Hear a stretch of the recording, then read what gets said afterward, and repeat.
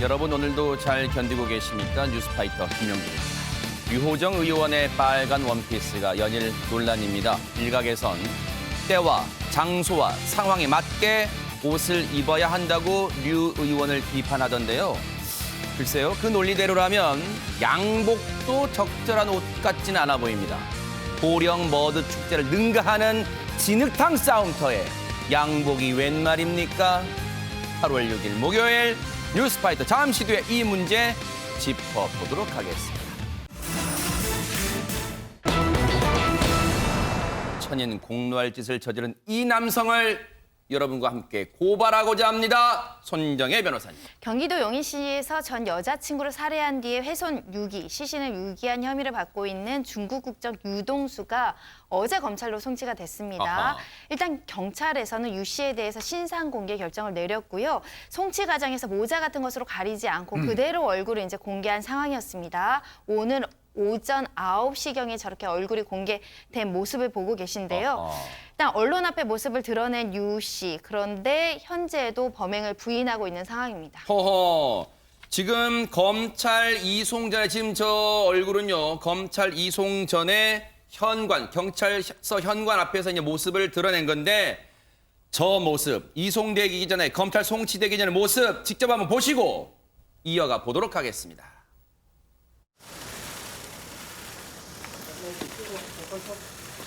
범행 동기 아직 부인하십니까? 경찰은 증거를 확보했다고 하는데 이런 증거들이 명확하지 않다고 보시는 겁니까? 예, 명확하지 않습니다. 어떤 점에서 명확하지 않다고 보세요? 나중에 검찰에 가서 이야기하겠습니다. 피해자 가족들에게 하실 말씀 없으십니까? 그렇습니다. 신상공개 결정 이렇게 돼서 사진시키고 있으신데 부당하다고 생각하세요? 한번 걸겠습니다. 잘 안 들렸는데 어떻게?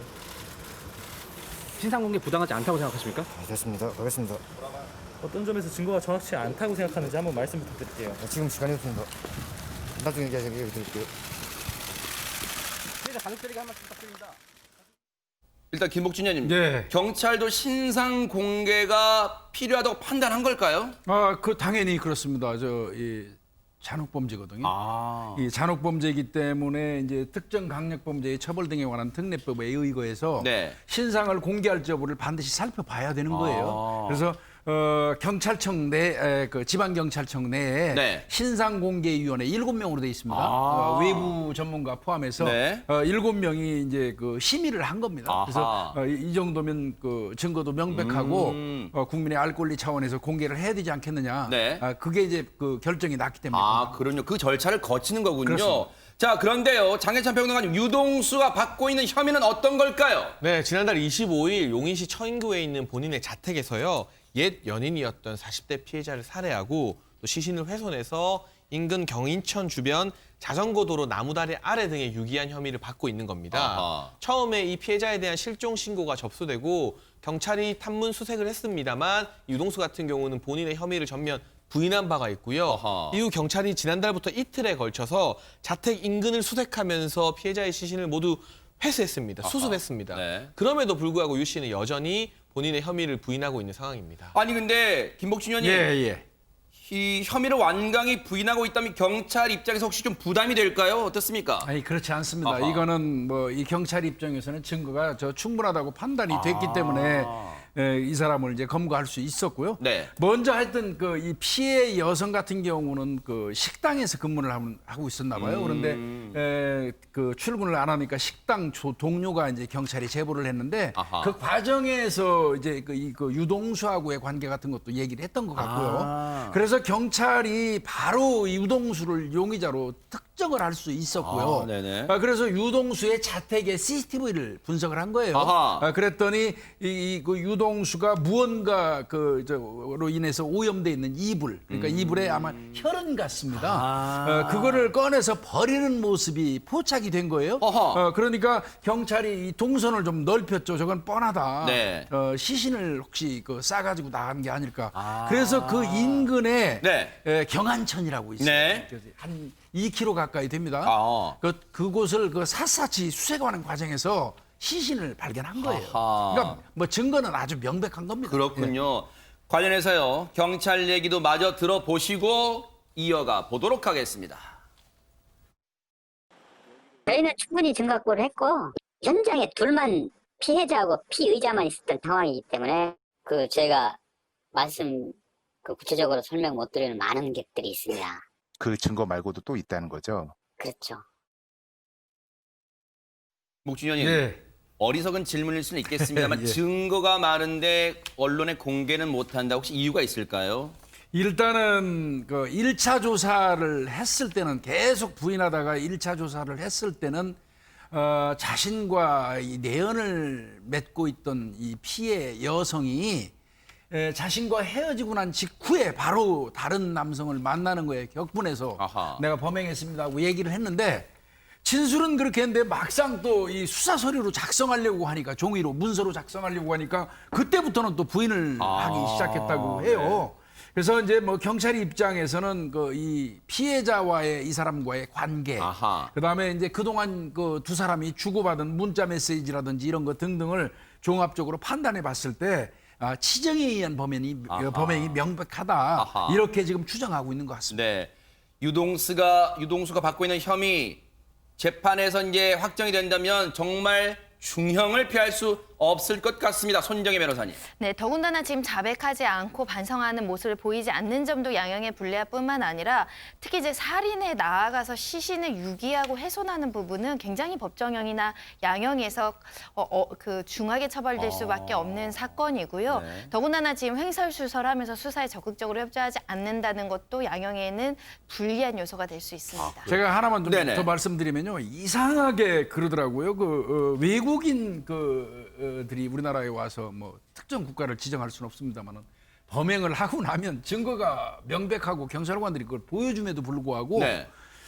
계속 부인을 하는 경우가 많아요. 그래요? 그래서 그 이유가 뭔가 하고 분석을 해봤더니 네. 자국에서 자기네 나라 수사 시스템하고 같은 줄 알아요. 아하. 우리 대한민국 경찰 이 과학 수사에 대한 인식이 잘 안 돼 있는 경우가 상당 부분 많더라고요. 아하. 유동수 같은 경우도 지금 그런 부분에서 착각을 하는 것 같기도 해요. 네. 정말로 우리 대한민국 경찰의 과학 수사가 정말로 묻힐 수도 있었던 사건을 혐의를 밝혀낸 게 아닌가 이런 생각도 해봅니다.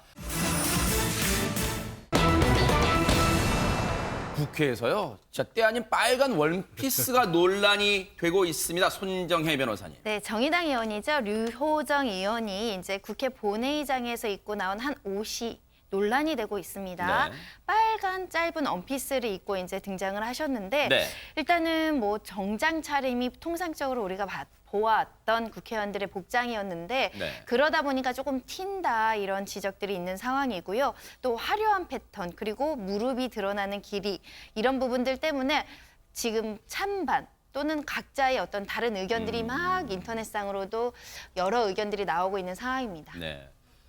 갑론을박이라고 하는 게 좀 더 지금 상황에 맞을 것 같네요, 진짜로. 그런데 장해찬 평론가님, 저 옷이 글쎄요. 지금 류호정 의원의 나이를 봤을 때 꼭 나이가 꼭 문제는 또 그렇게 문제는 아니겠습니다만 입을 수 있는 옷인가요? 아닌가요? 어떻습니까? 그러니까 제 개인적으로는 국회도 직장인데 그럼 우리가 일반 직장인들이 입을 수 있는 옷이라면 괜찮다고 보거든요. 근데 저 정도 복장은 많은 여성 직장인들이 입고 출근하는 옷이에요. 그래서 큰 문제가 없다고 봅니다만 인터넷 공간에서는 찬반 양론이 상당히 뜨겁습니다. 그래요? 우선 국회가 굉장히 엄숙한 곳이고 본회의장의 권위를 위해서라도 저런 복장은 상황에 조금 안 맞는 것 같다. 그리고 국민에 대한 예의를 지키는 차원에서 조금 더 격식을 갖췄으면 좋겠다는 의견들도 있고요. 비판을 하려면 복장이 아니라 업무 능력으로 평가를 해야 된다. 그리고 다소 칙칙하다고 할 수 있는 국회에서 이렇게 파격적인 의상을 보니 이제 우리도 시대가 바뀐 게 느껴진다면서 네. 신선하고 좋다는 의견도 많아서요. 네. 유호정 의원의 복장을 두고 또 새로운 논쟁거리가 등장한 것 같습니다. 네. 일단 이렇게 갑론을박 여기까지는 그나마 어떻게 보면 긍정과 부정 어떤 이 논쟁이 붙은 거니까 그렇다 쳐요. 그런데 이걸 넘어서요. 지금요.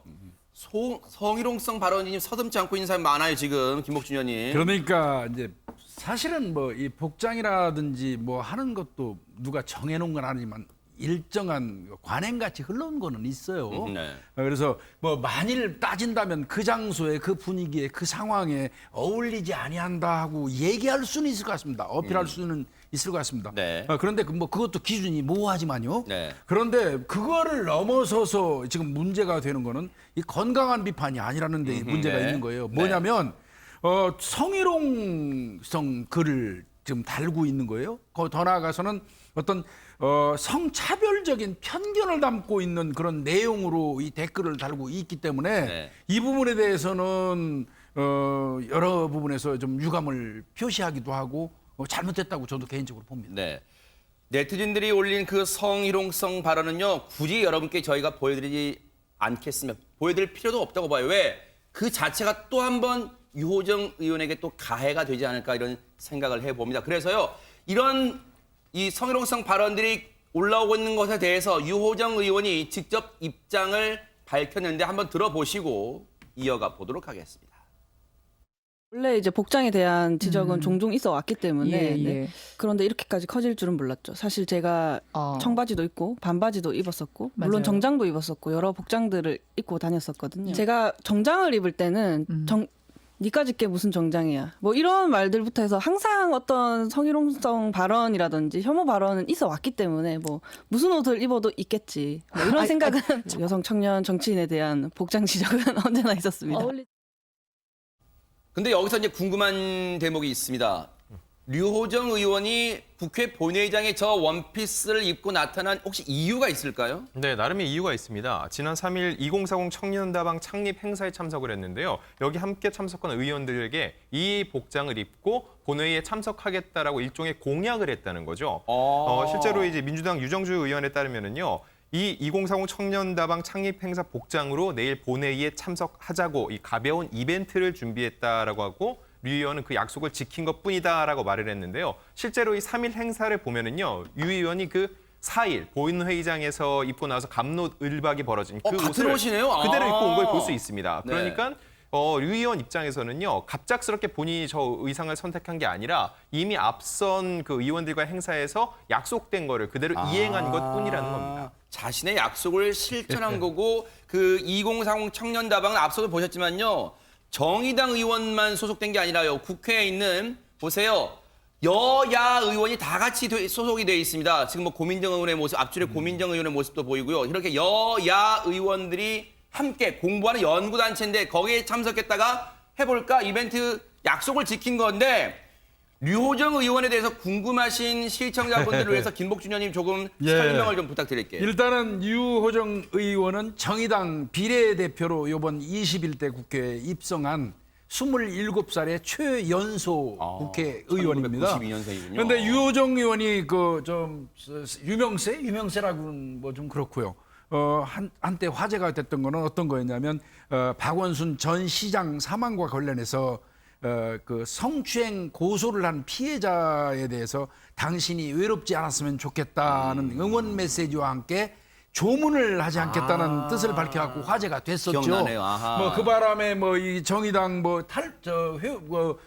당원 탈퇴 뭐 현상도 빚어지기도 했었고요. 네. 그 인물입니다. 네. 저 국회의원이고요. 27살 하여튼 최연소 정치인입니다. 네.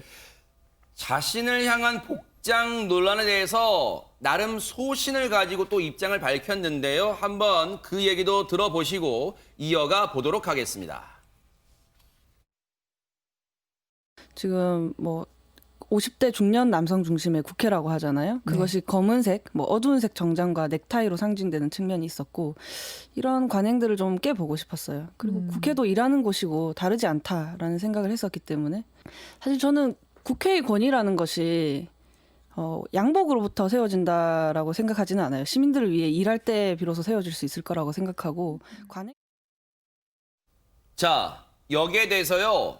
여야 할 거 없이 많은 정치 동료 국회의원들의 응원도 쏟아지고 있는데 먼저 미래통합당의 주호영 원내대표도 응원을 보내왔는데 한번 그 얘기도 들어보시고 이어가 보도록 하겠습니다.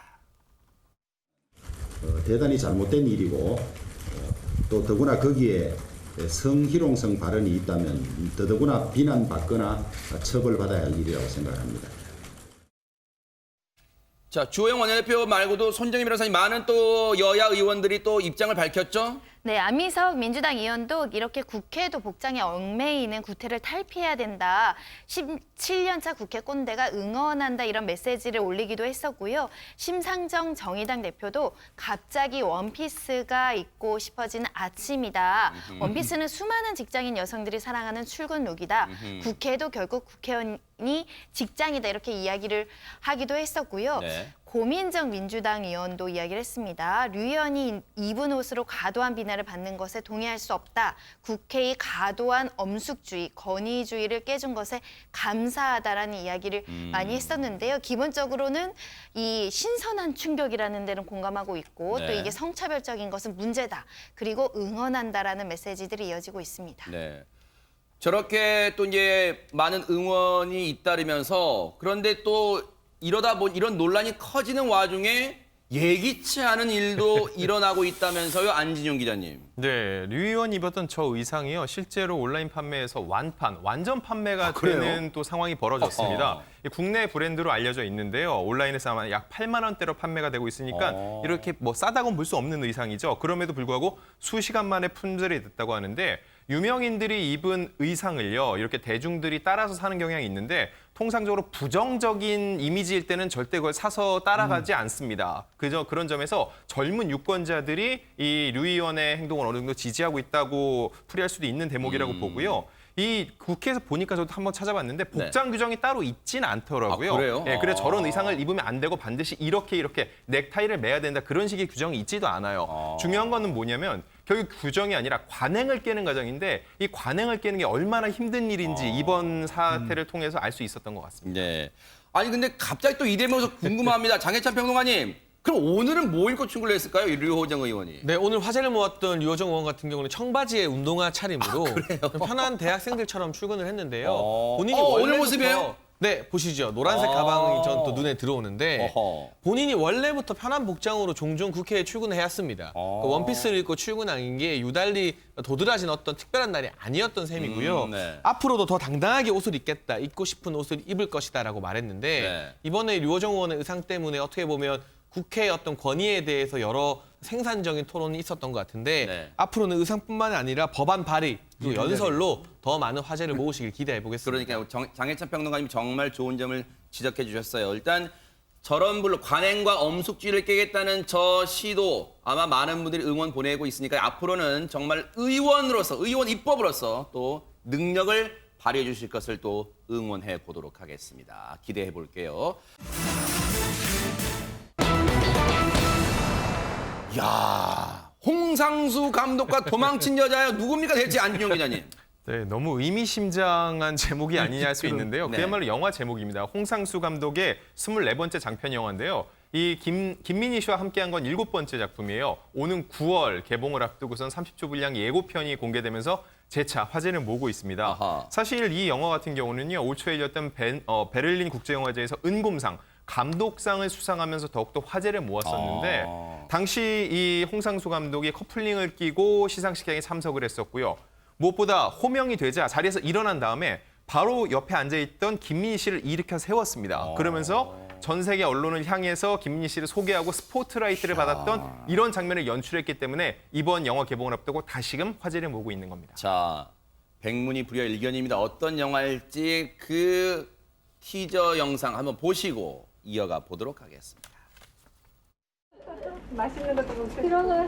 가. 또 올게요. 그래, 조심히 가라. 네.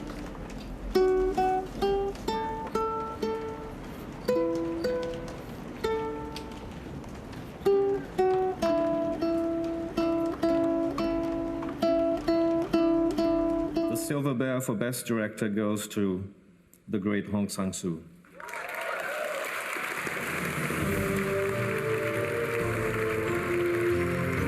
I'd like to thank everyone who worked for me for this film.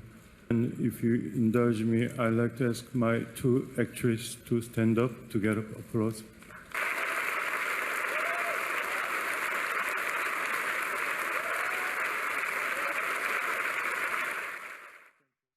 네. 물론 작품성도 인정받았어요. 그런데 사실 우리에게는 우리 시청자들에게는 홍상수, 김민희의 영화라서 더 주목받는 것 같기도 합니다. 장혜찬 평론가님. 네, 두 사람이 함께 만든 영화라는 그 자체가 국내에서는 어마어마한 화제성을 띌 수밖에 없는 것인데요. 평소 홍상수 감독은 영화 촬영할 때 이 대본이나 각본을 미리 배우들에게 알려주는 것이 아니라 촬영 당일날 본인이 직접 상황을 알려주거나 급하게 적은 대본을 적극적으로 전달해주는 방식으로 그래요? 굉장히 유명하다고 합니다. 그래서 상당히 낯설고 독특한 작업 방식으로 많이 알려져 있는데 여기에 대해서도 이제 배우 김민희 씨 같은 경우는 자신이 연기를 할 때 있어서 홍상수 감독이 시키는 대로 급하게 주는 그 대본만 보고 충실하게 연기를 하면 좋은 연기가 나오고 의미 있는 연기가 나온다면서요. 만약 방향이 조금 다르면 홍상수 감독이 잡아준다. 무한 신뢰를 보내기도 했는데 이 두 사람의 어떤 독특한 관계가 이번 영화에서도 어떤 식으로 묻어나왔을지 지켜봐야 될 것 같습니다. 진짜 무한 신뢰한다 그런 생각이 딱 드는데 두 사람의 영화가 계속 나온다는 건 바꿔 말하면 관계가 여전히 좋다는 의미겠죠? 엄밀히 얘기하면 그렇겠죠. 우선 이제 좀 알아봐야 될 게요. 홍상수 감독 같은 경우는 1985년도에 이미 결혼을 해가지고 슬하에 딸 한 명을 두고 있었어요. 그런데 이제 이분이 2015년도 9월에 그 개봉했던 영화죠. 지금은 맞고 그때는 틀리다. 이거 찍으면서 이제 이 김민희 씨하고 연인 관계로 발전을 했고요. 그래요? 불륜설은 뭐 계속 돌았었어요. 그러다가 2017년 3월달에 영화 그 밤의 해변에서 혼자 뭐 이거 나왔을 때 이제 아예 본인들이 우리 둘은 사랑하는 사이다 하면서 불륜을 공식화했었죠. 이제 그러고 난 다음에 이제 5년이 지난 이후에 이제 그 이혼은 결국 실패했잖아요. 법적 이혼은. 그 과정에서 이제 그 지난 3월달에 베를린 영화제 그 감독상 수상하고 난 이후에 어떻게 지내나 했는데 경기도 하남에 있는 한 상가 세탁소에서 두 사람이 포착이 됐었죠. 그리고 지금까지 쭉 이어지는 거 이런 모습을 보면 저 모습인가 보네요. 저기 그 세탁 가방 양손에 잔뜩 들고 그 김민희 씨를 배려하는 모습이 사실 보여요. 세탁물을 다 들고 있군요, 홍상수 감독이. 그러니까 상당히 배려하는 모습이 보이는데 결국은 변함없이 두 사람이 잘 지금 만나고 있다. 이거를 입증하고 있는 거죠. 22살 차이의 연인입니다. 어쨌든 두 사람이 사랑한다고 하니까 연인이라고 표현해야겠죠. 자, 그런데 수많은 사람에게 자신들이 사랑을 하고 있다고 밝힌 그 장면 한번 보시고 이어가 보도록 하겠습니다. 시간이 좀 지나다 보니까 뭐 다 아시는 것처럼들 얘기하시길래 뭐 더 이상 얘기할 필요가 없었다고 생각했습니다. 저희 그 개인적인 부분은 저희의 정말 개인적인 부분이고요. 저희가 책임져야 되는 부분이고. 네, 저희는 만남을 귀하게 여기고 믿고 있습니다. 그리고 진심을 다해서 만나고 사랑하고 있습니다. 그냥 저에게 놓여진 어떤 다가올 상황이나 놓여진 상황 모든 것들을 겸허히 받아들이고 있습니다. 네. 근데 만남을 귀하게 여기고 진심을 다해 사랑한다 하더라도 손정혜 변호사님, 지금 홍상수 감독은 엄연히 한 여자의 남편 아닙니까?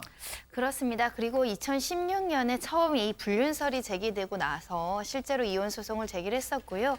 처음에는 이혼 조정 신청을 했었습니다. 하지만 조정 기일날 아내 측에서는 이혼을 할 수 없다라는 일관된 의사표시를 하다 보니까 소송으로 넘어갔고 소송 절차에서도 재판부께서는 오랜 공방이 있었는데 결국 이혼 사유 없다. 그리고 유책 배우자는 홍 감독이다. 이혼 청구 받아들이기 어렵다고 최종적으로 기각을 했고요.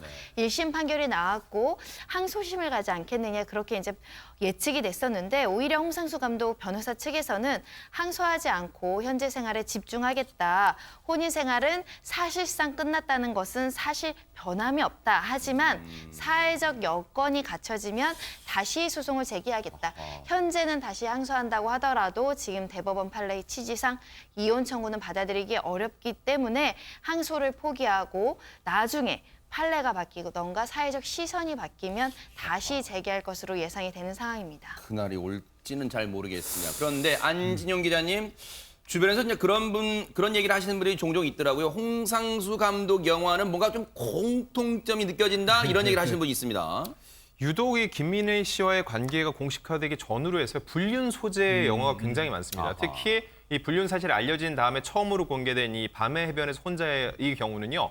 유부남 영화 감독과 여배우의 사랑 얘기를 그리고 있어요. 그래요? 이게 그래서 실제 얘기를 하는 건지 영화인지 그 구분이 굉장히 애매모호합니다. 아하. 게다가 홍상수 감독의 영화 속 대사들을 보면은요. 네. 마치 자신의 이야기를 하는 게 아닌가 싶을 정도로 의미심장한 경우가 많이 있거든요. 예를 들어서 이 밤의 해변에서 혼자에서는 김민희 씨가 이런 대사를 합니다.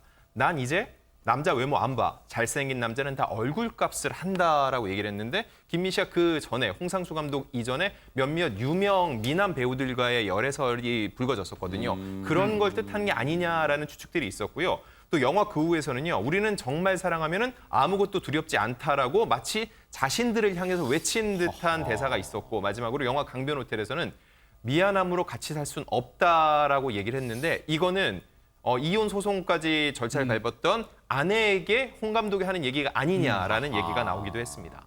자, 이 문제의 장면들도 영상으로, 영화로 한번 살펴보시고요. 이어가 보도록 하겠습니다. 매일 그림 그리죠. 집에서 집안일도 하죠. 불어 공부도 해야죠. 그리고 매일 산책도 1시간씩 하거든요. 심심할 틈이 전혀 없어요. 너무 예쁘네. 조심해야 돼. 너무 예뻐.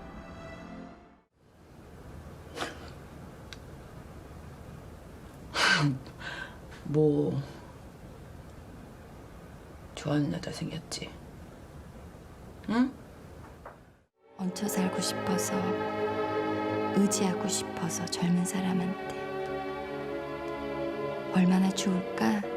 저런 예쁜 후배한테 얹혀 살고 먹을 것도 맛있게 해주면 얻어먹고 그 집 앞에 산으로 산책도 다니고 그러고 싶은 거겠지.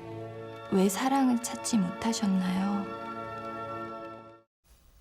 아니, 이 정도 되니까 이런 생각이 들 것 같아요. 홍상수 감독 혹시 자신의 얘기를 영화로 만드는 걸까? 이런 생각도 듭니다. 그러니까 제가 아까 홍 감독 작업 스타일 말씀을 드렸는데 미리 대본을 다 완성하는 게 아니라 그때그때 촬영 당일날 즉흥적으로 대본을 작성해서 주는 경우가 많다고 말씀드렸잖아요. 그렇다 보니까 본인의 이야기나 실제 생활에서 했던 말들을 영화에 많이 녹여내는 게 아니냐는 질문을 참 자주 받습니다. 여기에 대해서 홍상수 감독은 모든 감독들이 어느 정도는 자신의 이야기나 자신이 들었던 말 등을 영화에 쓸 수밖에 없다. 그러나 그렇다고 해서 영화 전체가 자신을 담은 자서전적인 영화는 아니다라고 했는데 그래도 일반적인 다른 영화 감독들에 비해서 또 홍상수 감독은 일상에서 벌어지는 좀 작은 이야기들을 많이 다루기 때문에 본인의 이야기를 영화에 많이 녹이는 것으로 영화계에서는 평가를 받고 있습니다. 네. 일단 자서전적 얘기는 아니라고 하니까 그런데도 영화지만 어쨌든 자신들의 실제 상황과 상당히 흡사한 스토리를 영화로 만들고 또 그 역할을 김민희 씨에게 시킨다. 이 부분은 어떻게 봐야 됩니까, 김복준 의원님? 예, 자서전적인 얘기는 아니라고 얘기할 수밖에 없겠죠. 그 이유는요. 네. 예술은 어느 정도의 이 대체로 이제 소재는 뭐 지금 세상법에서는 불륜입니다. 명백히 두 사람은 불륜을 소재로 해서 영화를 만드는 건 사실이잖아요. 그렇다면 뭐 예술이라는 그 어떤 목록에서는 용인될 수 있는 행위가 될 수 있겠죠. 그렇지만 현실에서는 비판받을 수밖에 없잖아요. 그러다 보니까 이게 내 자서전적인 이야기입니다 하고 만약에 얘기를 해버린다면 그 영화마저도 비판받을 수밖에 없겠죠. 그러니까 그거는 뭐 서로 본인의 자서전적인 이야기라고 하더라도 그렇게 말할 수는 없겠죠. 그렇지만 분명한 거는 뭐 글을 쓰는 사람도 마찬가지고 모든 예술가가 자신의 체험이나 경험이 그 묻어나오는 어떤 그 장르를 선택하고 그런다는 건 사실이잖아요. 네.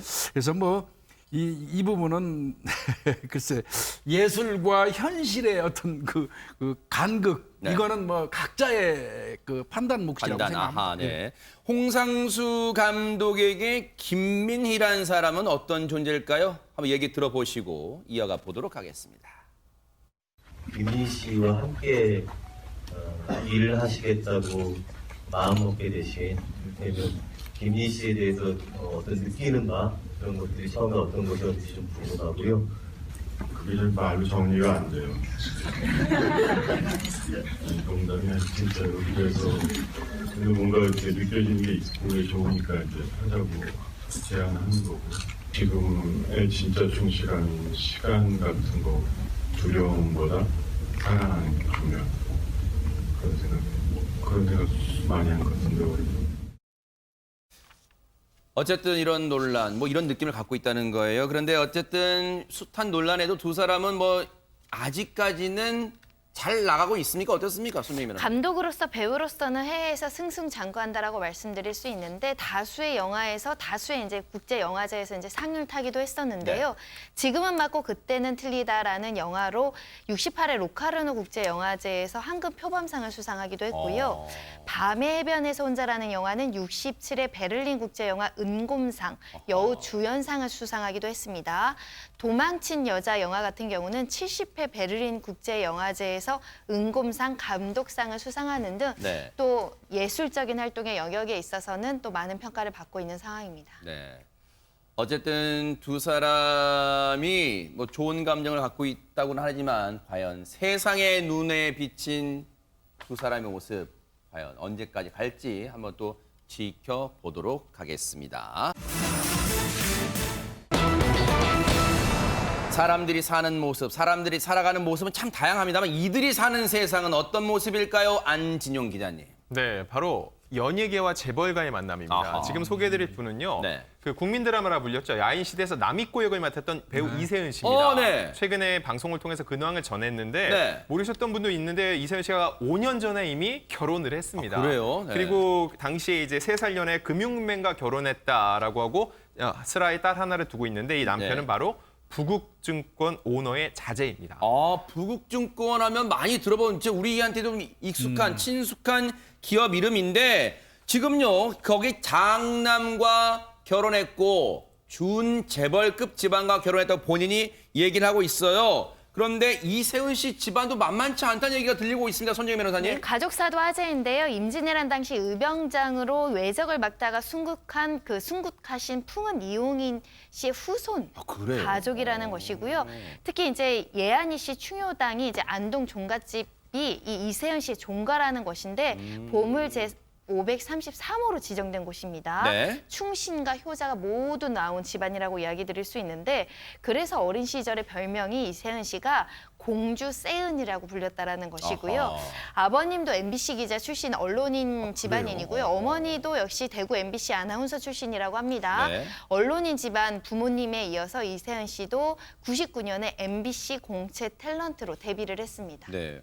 아니 근데 애국자 집안의 언론가 집안인데 이세은 씨를요 아마 여러분들 그런 적 한 번쯤은 생각해 보신 적 있으실 거예요. 일본 사람 아닌가? 그런 얘기도 많았었어요. 장혜찬 평론가님. 사실 이세은 씨 사진 보면 이세은 씨 이름보다 남이꼬라는 이름 먼저 떠올리는 분들이 또 상당히 많을 겁니다. 바로 2002년도에 방영됐던 드라마 야인 시대에서 맞아요. 일본인 남이꼬 역할로 나오면서 그야말로 국민적인 톱스타에 등극했기 때문인데 그 캐릭터의 이미지가 워낙 강해서 이세은 씨를 일본인으로 아는 분들도 종종 있다고 하고요.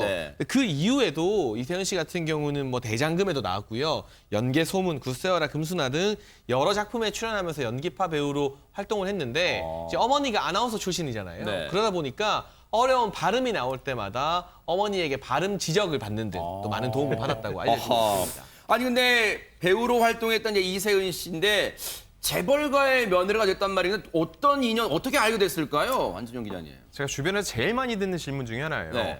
살아가면서 연예인 만나기는 힘들고 재벌가 만나긴 더 힘들대. 어떻게 그 둘은 딱 만나서 그렇게 결혼을 하냐 물어보는데 이때 등장하는 아주 유명한 그분이 나옵니다. 바로 지인. 지인. 항상 그렇지만 지인이 소개를 해서 두 분도 만나서 2년간 교제를 했는데요. 워낙 서로 잘 맞았고 서로를 닮아가는 모습에 계속 매료가 됐다고 해요. 게다가 최근 방송에서 밝힌 바에 따르면은요. 교제 기간 중에 이 이세은 씨가 부친상을 당했다는 거죠. 근데 이런 힘든 일을 겪는 와중에 양가가 더욱더 돈독해졌고 처음부터 결혼을 전제로 만나왔기 때문에 아주 자연스럽게 결혼으로 이어지게 됐다는 겁니다. 근데 이세은 씨 남편이 재벌가라는 거 말고는 대중들한테 뭐 알려진 정보는 그다지 없는 것 같습니다. 장혜찬 평론가님. 네, 따로 공개적인 활동은 하지 않는 것 같고요. 이세은 씨가 말한 바에 의하면 이 남편이 나무 같은 사람이다, 든든하다 이런 표현을 썼는데 아무래도 듬직하게 본인에 열중하면서 대중의 관심은 또 이세은 씨에게 양보하는 그런 유형이 아닐까 싶고 이세은 씨 말에 의하면 남편이 배우 조승우 씨 닮았다고 하거든요. 그래요? 근데 제가 사람들 진짜 많이 보는데 조승우 씨 닮은 사람 찾기가 진짜 힘듭니다. 이게 정말 여전히 남편에 대한 어떤 지극한 사랑에서 비롯된 말인 건지 진짜 조승우 씨를 닮았는지 참 궁금하고 네. 결혼 6년 차인데 결혼해서 행복하느냐는 질문에 무려 내를 쉬지 않고 5번이나 말했어요. 그래요? 네네네네. 아하. 이런 거 보면 진짜 조승우 씨 닮았나 싶기도 한데요. 네. 어쨌든 여전히 신혼 버금가는 그런 달콤한 생활을 하고 있는 것 네. 같습니다. 근데 어쨌든 손정희 변호사님, 이세훈 씨의 근황이 우리에게 꽤 오랜만에 전해졌어요, 지금. 왜냐하면 결혼하고 나서 아이를 낳고 출산하면서 사실상 경단녀 활동을 전부 접고 아이를 양육하고 남편 내조하는 데 지금 시간을 많이 쓴다라는 것이고요. 일가의 시작은 남편 출근, 아이 등원을 돕는 것으로 시작해서 집안일도 모두 도맡아 한다라고 합니다. 출산 후 회복도 필요했고 아이가 태어나니까 아이 우선적으로 생활해 왔는데 벌써 5년간이나 공백기가 지났잖아요. 근데 이제는 연기를 하고 싶다라는, 연기가 그립다라고 말씀하십니다. 이제 아이도 좀 성장했고 연기하는 모습도 보여주시면 어떨까 생각이 드는데, 경단녀가 됐다가 돌아왔을 때 낯설기도 하면서 뭔가 말로 표현할 수 없는 감정 때문에 눈물이 나기도 하셨다는데 복귀하시면 금방 눈물이 멈추실 것 같습니다. 재벌가 며느리가 됐지만 이 연기에 대한 어떤 그리움? 그런 건 여전히 갖고 있나 봐요. 본인은 그런 얘기했거든요. 아이 엄마가 되니까 감수성이 깊어지더라. 원숭미 같은 게 보여지는 것 같아요. 네. 그다음에 이게 갈증, 연기에 대한 갈증이겠죠. 아하. 그래서 아주 피가 끓더라. 그래서 내 작은 캐릭터라도 좀 하고 싶다. 네. 18년 전에 그 남이꼴을 넘을 그런 새 역할을 좀 찾고 싶다. 아하. 그리고 이제 최근에 그 예능에도 출연해가지고 사실 좀 불편한 그 연기예요. 사양 마시는 연기까지 소화를 그래요? 하기도 했고요. 네. 최근에는 영화 촬영도 했다고 그러네요. 5.18 민주화 운동 그 40주년 기념 장편 영화 아들의 이름으로라는 영화에 있는데 그 영화에서 안성기 씨 예비 며느리 역할을 맡았다고 하거든요. 그러니까 아마 이제 계속 하고 싶은 건데, 원래 그렇습니다. 예술가고 연기, 뭐 예술가 속에 연기자 들어가겠지만 이 근본적으로 이분들은 연어처럼 자신의 자리로 회귀하고자 하는 욕망이 강하거든요. 그러겠네요. 그런데 이 최근 모습, 예전 모습과 최근 모습 저희가 사진을 다 보여드렸지만 손정희 변호사님, 시청자분들도 그런 생각하실 거예요. 별반 차이가 없네, 이런 생각하실 것 같습니다. 그런 걸 두고 방부제 미모라고 하는데 어떻게 관리하셨나 봤더니 페이스 요가를 하면서 이 얼굴 근육 같은 경우를 이렇게 연습을 하면 동안 피부에 볼륨감이 생긴다라고 합니다. 리프팅 효과도 얻을 수 있다라고 말씀하시는데 페이스 요가 또 하시겠다는 분들 많이 생기지 않을까 생각이 드는데 18년 전과 후 사진이 거의 차이가 없을 정도이고요.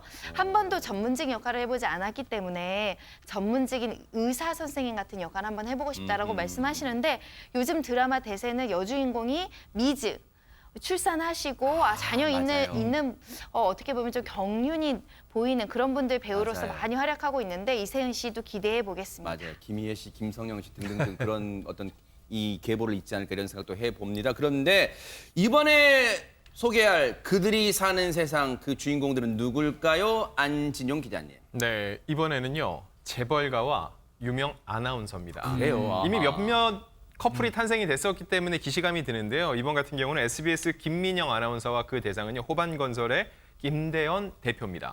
두 사람은요, 얼마 전에 열애 사실을 공개적으로 인정을 했지만, 저 두 사람이군요. 네네, 아하. 아직 결혼을 언급할 단계는 아니라고 얘기를 했고요. 두 사람이 5살 차이라는 게 오히려 화제를 모은 게요. 사실 그동안 보면은요, 재벌가 쪽과 이 그 상대 여성이 나이 차가 굉장히 많은 게 하나의 공식처럼 돼 있었는데, 이 5살의 나이 차를 봤을 때 두 사람이 외모도 굉장히 비슷한 점도 있고 잘 어울린다라는 평가를 많이 받고 있습니다. 그러네요. 근데 김민형 아나운서가요, 이 열애설 나기 전에, 열애한다는 게 알려지기 전에 뭔가 자신의 이상형을 언급한 적이 있다면서요, 손정희 변호사님? 지난 3월 인터뷰에 뭐라고 이야기했냐면, 바빠도 연애할 시간이 있다.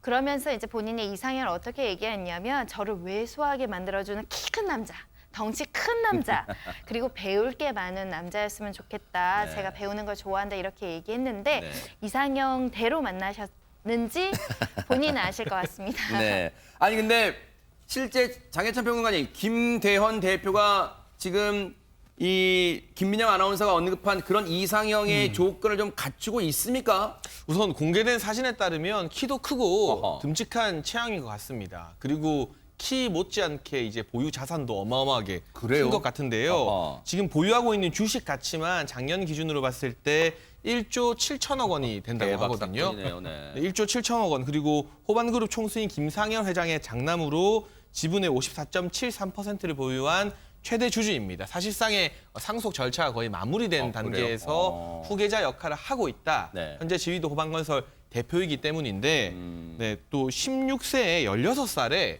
이분이 5억 원의 자본으로 분양 대행업체를 설립했는데 4년 만에 매출액을 170억으로 상승시켰다고 하거든요. 그래요? 네. 굉장히 또 특이한 이력을 가진 분인 것 같습니다. 일단 예비 신랑의 집안은 뭐 엄청난 재력가 집안인데 이 김민형 아나운서 집안은 혹시 어떨까요? 어떻습니까? 만만치 않습니다. 그래요? 돈으로 만만치 않다는 게 아니고요. 네네네.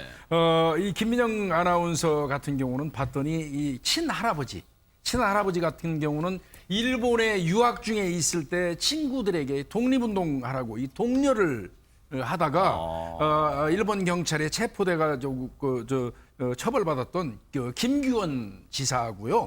외할아버지 같은 경우는 6.25 참전 유공자입니다. 그러니까 뭐 양쪽 다 친가 외가 전부 합쳐가지고 나라를 위해서 큰 일을 한 분들 그 집안의 자손입니다. 네. 앞서 뭐 이세은 씨 집안도 그랬지만 이거 오늘 공통점이 애국자 집안이 많은데 그러면 진짜 보세요. 안진용 기자님. 애국 집안의 어떤 내력도 뭐 대단하고 앞서 보면 뭐 외모의 단아한 외모, 지적인 수준까지 겸비했다. 이거 정말 나무랄 뭐 흠잡을 데가 없는 김민영 아나운서 같다는 생각도 듭니다. 네, 이제 빼어난 외모 때문에 아무래도 눈에 많이 띄었겠죠. 실제로 이 김민영 아나운서와 함께 근무하는 지상파의 관계자에 따르면은요. 뉴스나 이런 화면들을 보고서는요. 김민영 아나운서와 만나보고 싶다라고 소개팅을 주선해 달라는 그런 요청들이 좀 있었다는 거예요. 그런데 그때마다 김민영 아나운서는요. 지금은 일에 집중할 때라고 하고서 완곡하게 거절을 했는데 실제로 이 당시에도 이미 이 김대현 대표를 만나고 있었던 것인지 아니면 실제로 일에 집중하고 있었던 것인지는 알 수 없지만 적어도 이번 보도를 보고 나서는요. 그 소개팅을 원했던 분들 이 쓰린 속을 좀 달래고 있을 겁니다. 네. 그런데 아나운서 김민형 씨를 못 볼 뻔했다 이런 얘기도 듣는데 이게 무슨 얘기일까요? 김민영 아나운서가 저는 배우는 걸 굉장히 좋아한다 이렇게 인터뷰했다고 네. 말씀드렸잖아요. 어느 날 하늘을 보는데 비행기가 보여서 비행기를 보면 비행기 참 빠르다 보통 이렇게 생각하는데 조종사를 한번 해보고 싶고 조종사 시험, 비행 시험을 한번 준비해보겠다. 네. 정말 구체적으로 그런 생각이 들었다는 겁니다. 네. 그래서 여러 가지 시험을 준비했는데 신체 검사를 받아야 되잖아요. 근데 안구 검사에서 뚝 떨어진 거예요. 어쩔 수 없이 포기했다라고 하시는데 아나운서가 잘 어울리시기 때문에 네. 또 다행이지 않을까 생각이 드는데 네. 일은 계속 할지는 모르겠지만 본인은 늘 끊임없이 배우고 공부하는 걸 좋아하신다고 합니다. 멋지네요. 늘 배움의 자세가 갖고 있는 게 멋집니다. 자, 그들이 사는 세상 세 번째 주인공은 누굴까요? 안진영 기자님. 네, 이번에도 재벌가와 아나운서 이번 부부입니다. 부부. 부부입니까? 네. 네, 조수혜 아나운서는 한 종편 방송사 아나운서 출신이고요. 그리고 네. 박서원 두산그룹이죠. 두 사람 네네. 같은 경우는 13살 차이를 나는데 네. 이를 극복하고서는 이미 결혼에 골인을 했습니다. 네. 야구장에서 첫 만남을 가진 것으로 알려졌고요. 네. 결혼할 당시에 이 조 아나운서 같은 경우는 임신 4개월이었습니다. 그래서 이미 이세를 출산한 상황이고요. 네. 두 사람의 결혼식이 굉장히 이례적이었던 건 바로 지금 나오는 사진입니다. 재벌가의 결혼식은요. 사실 웨딩 사진이 공개되는 경우가 굉장히 드물거든요. 근데 두 분 같은 경우는 저렇게 자유분방하게 찍은 사진을 공개를 해서 많은 네티즌들의 이런 시선을 모으는 결과를 가져왔습니다. 손정혜 변호사님 벌써 결혼 3년 차라고 그래요. 네. 네, 지금 뭐 임신한 소식도 들리고 있고 지금 관련해서 무슨 얘기가 나오냐면은 혹시 재벌가의 돈 보고 막 그런 것 때문에 좋아한 거 아니야? 이런 이야기가 돌잖아요. 근데 연예부 기자께서 이렇게 이야기를 하셨습니다. 굉장히 순하다라는 것이고요. 액정 깨지면은 몇 달을 그냥 들고 다니고 명품을 들고 명품백 하나 안 들고 다닐 정도로 굉장히 소박한 성품을 갖고 있는데 오히려 이제 재벌가랑 이런 혼사 이런 이야기가 나오니까 안 좋은 소문이 나와서 주변에서 굉장히 안타까워하고 걱정했다라는 것이고요. 네. SNS에 이렇게 이제 평범한 사진, 신혼부부의 사진을 올리기도 했었거든요. 네. 그냥 여느 평범한 부부의 모습입니다. 재벌가 며느리가 라고는 좀 의외입니다. 좀 소탈한, 글쎄요, 소탈한 생활, 소탈한 그런 삶의 방식, 뭐 그런 걸 좀 갖고 있네요. 장인찬 평론가님. 두 사람 성격이 좀 잘 맞는 것 같아요. 야구장에서 만났다고 하는데 결혼한 이후에도 야구장 데이트 종종 즐긴다고 하고, 이 박서원 대표 같은 경우도 여느 재벌 후계자들과는 다르게 본인의 개성을 표출하는 걸 그동안 공개적으로 많이 해왔었거든요. 네. 그러한 성향이 이 조수의 아나운서와도 잘 맞게 되는 것 같고, 네. 이 박서원 대표가 예전에 인터뷰에서 좋아하는 취미가 비슷한 여자가 좋다라고 이상형을 밝힌 바 있습니다. 아마 그런 부분에서 부부 사이의 공감대가 형성되지 않았나 싶습니다. 네. 어쨌든요, 그들이 사는 세상 살펴봤는데 어쨌든 중요한 건 사랑을 계속해서 변함없이 갖고 가길 또 기대를 해보도록 하겠습니다. 그 사람한테 푹 빠지게 되는 건 반전 매력이 있을 때가 아닐까 이런 생각도 해봅니다. 안진용 기자님. 네, 보이스트롯의 또 한 명의 신성이 등장을 했습니다. 어허. 쇼호스트 박상우 씨인데요. 네. 이분이 이 직업적 특성상 순발력이 굉장히 좋고 무대 매너가 남다를 것이다 정도는 생각을 했는데 네. 최성수 씨의 히트곡 해우를 선곡했거든요. 어허. 첫 소절을 딱 부르는 순간 이 묵직한 탁성으로요. 네. 심사위원뿐만 아니라 다른 참가자들의 탄성을 자아냈습니다. 아, 저분이군요. 네, 네. 진성 씨가 지금 심사위원으로 나서고 있는데요. 이런 인재가 필요하다라고 그러면서요. 트로트계의 샛별로 거듭나서 즐거움을 줄 수 있는 가수가 될 수 있다라고 극찬을 아끼지 않았습니다. 아니 대체 얼마나 멋들어지게 불렀기에 인재라는 표현이 나왔을까요? 자, 그 무대 한번 보시고 이어가 보도록 하겠습니다. 어느새 바람 불어와 옷깃을 이어가도 사실은 오늘 문득 그대 손을 마주 잡고서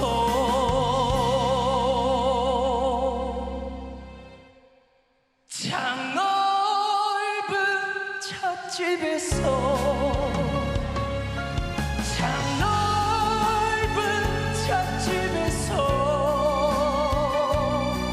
다정스런 눈빛으로 예전에 그랬듯이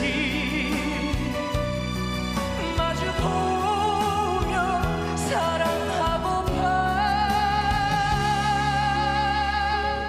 우리 보이스 트롯에서는 이런 인재들이 사실 필요합니다. 네, 예. 트로트계에서 예. 정말 샛별로 거듭나서 여러분께 즐거움을 드리는 그런 훌륭한 가수가 될 거라고 확신을 합니다. 예, 알겠습니다. 최성수 씨가 부르는 해우랑은 또 느낌도 다르네요. 다르죠. 네. 80년대 저 해우 최성수 씨가 부른 해우는 상당히 부드럽고 저음이었어요. 저도 이제 이거 그 트롯 봤는데 너무 처음에는 그 옥타브가 높더라고요. 그래서 저거 안 어울리는 것 같은데 특히나 이 오리지널 그 히트곡이거든요. 데이트. 그렇죠. 그런 히트곡은 그 잘못 선택하면 너무 대조가 되기 때문에. 맞아요. 그런데 끝날 때까지 보니까 엄청 잘하시더라고요, 이분. 네. 근데 이거 아마 이번 그 결승까지 갈 수 있는 그런 그 정도가 아닐까. 그래요? 그렇게 점치세요? 저도 네. 그런 생각을 좀 해봤어요. 네. 김복준 의원님의 어떤 전망이 딱 들어맞는지 또 뉴스파이터와 함께 하시면 또 그 부분도 확인할 수 있겠는데요. 손정희 변호사님, 사실 노래도 노래입니다만 일단 화면 보면서 많은 분들이 와 잘생겼다 하실 것 같습니다. 배우처럼 잘생기셨죠? 네. 근데 실제 배우 생활도 하셨다는 부분이고요. 이 박상우 씨가 지금 86년생이니까 한국 나이로 한 35 정도 되셨는데 직업이 굉장히 여러 개였습니다. 원래는 2008년에 보헤미안이라는 그룹으로 가수로 데뷔해서 음반을 실제로 냈었고요. 이후에 가수, 배우, 뮤지컬 배우로도 활동을 하셨다는 것이고 지금은 쇼호스트로 활동을 하고 있는 상황인데 그러다 보니까 연기도 하셨던 거고 노래도 잘하시고 그러다 보니까 저런 감성적인 폭발적인 어떤 가창력이 나오는 게 아닐까 생각이 드는데 네. 보헤미안 그룹 자체도 3인조로 구성되어 있는데 각각 다른 남성 3명이 굉장히 노래를 잘하셨거든요. 그래요? 아마 그 실력이 지금도 남아있는 것 같습니다. 그룹 생활도 하셨군요. 그러면 그때 당시 노래 한번 들어보시고 이어가 보도록 하겠습니다. 한 번만이라도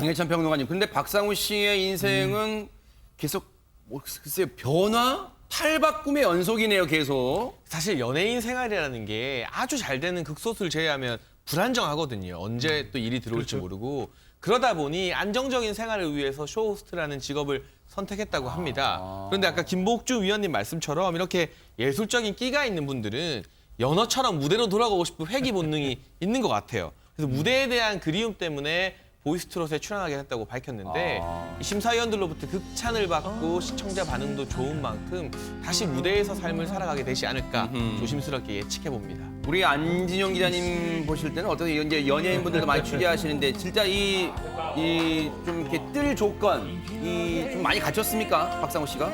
젊은 트롯으로 승부를 걸려면은요, 제가 볼 땐 4가지가 필요하거든요. 첫 번째, 무대 매너.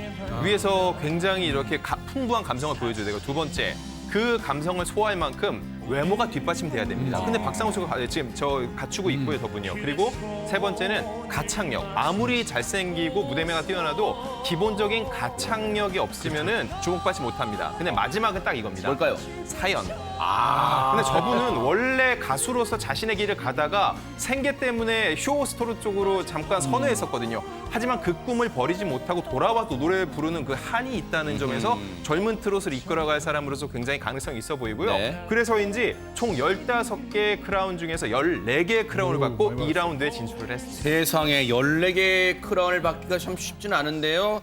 쇼 호스트로 활동하면서도요. 매 순간 그야말로 가수였답니다. 확인해 볼까요? 확인하시고 이어가 보도록 하겠습니다. 10년 동안 연예계 생활로 끼도 많은 편이고 카메라가 두렵지 않습니다. 성대모사 한번 보여드리겠습니다. 먼저 탑재 유해진. 아니 맞아. 엄청 많아. 근데 뭐 최고다 뭐 그런. 하늘 하여 행복하게. 여기까지 하겠습니다. 끼도 있고 쟁도 다양합니다. 그런데 이 박상우 씨의 또 하나 놀라운 점이 인맥도 다양하다면서요, 손정혜 변호사님. 과거에 자신의 SNS에 올린 사진을 보면 굉장히 유명 스타들의 사진 같이 찍은 것들이 많습니다.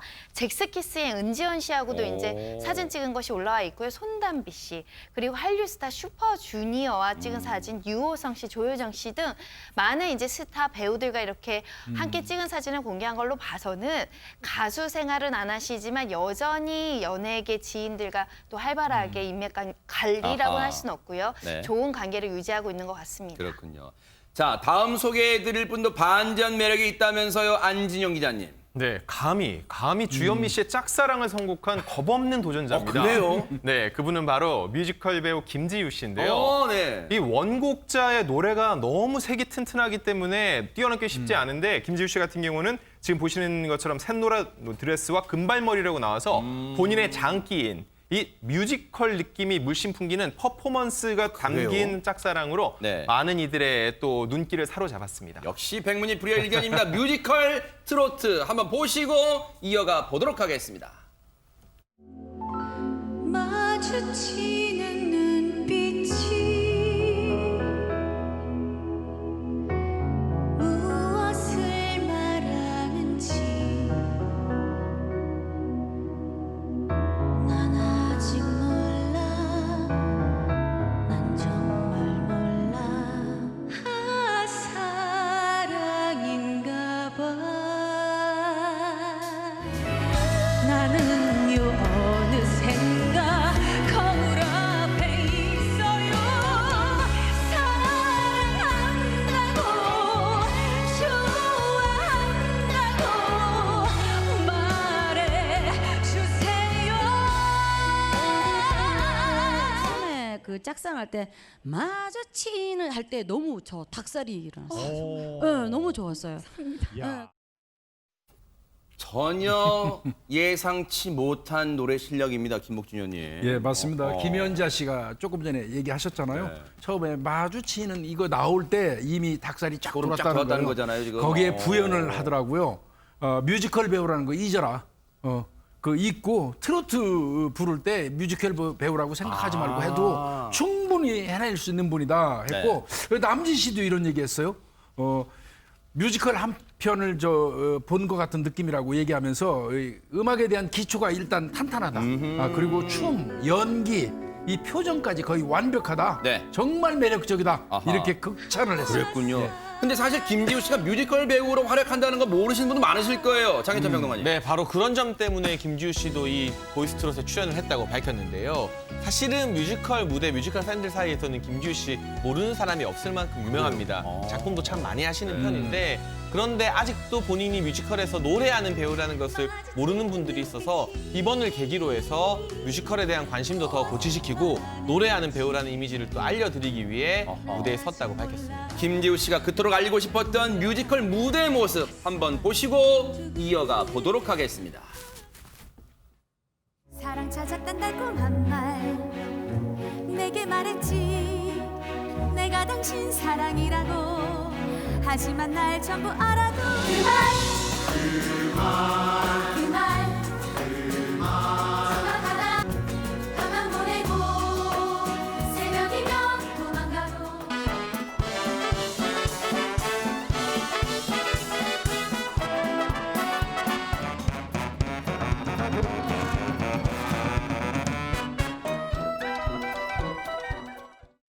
야, 이런 모습 처음 보신 분들 많으시죠. 저도 처음 봤습니다만. 근데 김지우 씨도 대단하지만요. 남편분 또 셀럽이라면서요. 안진영 기자님. 셰프 테이너라고 할 수 있죠. 레이먼 킴 씨입니다. 아, 그래요? 지난 2013년 결혼을 했는데 사실 두 사람은 첫 만남이 아주 인상적이었어요. 아하.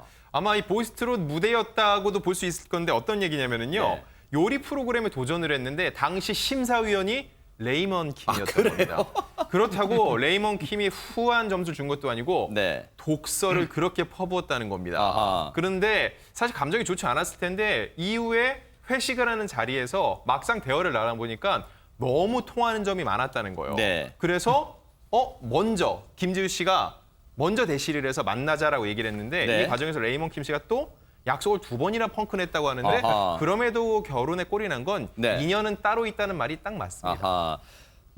남편의 마음을 사로잡은 게 또 김지우 씨 노래 실력이라는데 근데 지금은 김복준 의원님 든든한 조력자랍니다. 남편분이. 예, 이 뮤지컬 뭐 보시다시피 저거 하려면 체력 엄청 소진되죠. 아하, 네. 체력 관리하고 또 몸매 관리가 굉장히 중요한데 김지우 씨 이 닭가슴살하고 고기만 먹는데요. 아하. 그리고 운동한다거든요. 네. 이거를 남편이 가게에 가가지고 기름기 없는 고기만 그러니까 뭐 셰프니까 딱 골라가지고 가져다 준다고 그래요. 네, 예. 세상에 얼마나 남편분이 지극정성으로 해주니까 아마 이게 뒷받침 되는 거예요. 외조를 해주는 거예요, 남편분인데 김지우 씨도 장혜찬 평론가님, 김지우 씨도 특별한 인맥이 눈길을 끈다면서요. 네, 최근에 김지우 씨가 본인 SNS에 화장을 하지 않은 이른바 생얼 사진을 올렸는데 아하, 네. 거기에 배우 이한희 씨가 참 우리 이쁜 토깽이 이러면서 아주 친하게 다정하게 댓글을 달았다고 합니다. 지금 저 모습인가 봐요. 아. 네, 알고 보니까 두 네. 사람이 초등학교 동창으로요. 아, 그래요? 20년 이상 우정을 쌓아온 막역한 관계라고 하는데 네. 저도 오늘 뉴스를 준비하면서 두 사람의 인연을 처음 알게 됐습니다. 아하. 지금 보세요. 배우가요. 이 민낯을 공개하는 게 쉽지는 않을 텐데 저렇게 또 민낯을 공개했을 때 응원해주는 친구, 20년 지기 친구 이한희 씨의 또 응원도 정말 든든한 힘이 됐을 것 같은데 별명이 토깽인가 봐요. 지우 토깽이 이렇게 했네요. 어쨌든 두 사람의 우정도 변치 않길 또 기대를 해보도록 하겠습니다.